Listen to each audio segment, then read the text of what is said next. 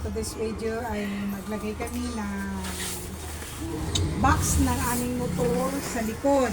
Bracket ka mo. Bracket, sorry, bracket. Tapos, ipakita ko kung paano magawa yung asawa ko ng bracket kasi alam na daw yung maglagay ng bracket, diba? So, ganyan. Ito yung ilagay namin guys sa gagawin namin. Yan, ito. Tapos yung bracket. At saka yung ganito siya, ayun guys. Dito siya ilagay sa likod.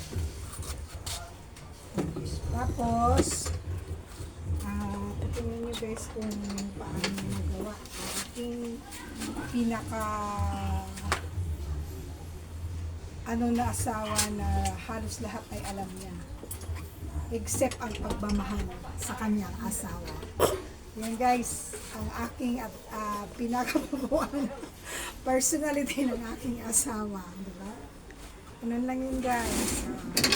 Hapon, mga oras na dito ngayon? Ay magpo-4. Okay.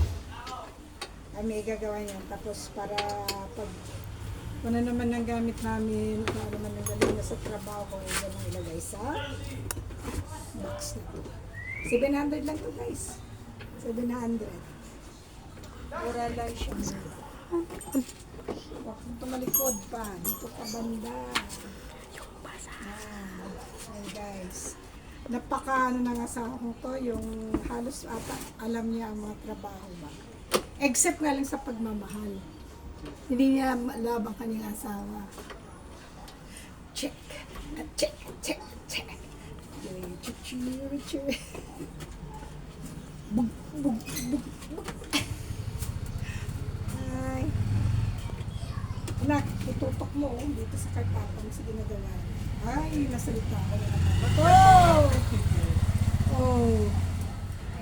Laging may ginagawa kami, kasama namin yung aming dalawang bulindot na mga kasama sa aming buhay na ang aking dalawang apo na si Max at si Zoe. Yan sila. Sobrang makulit sila.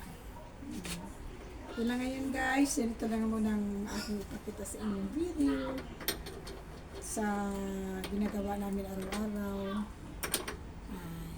Don't forget to like, subscribe, and comment in my videos. Thank you. God bless you all.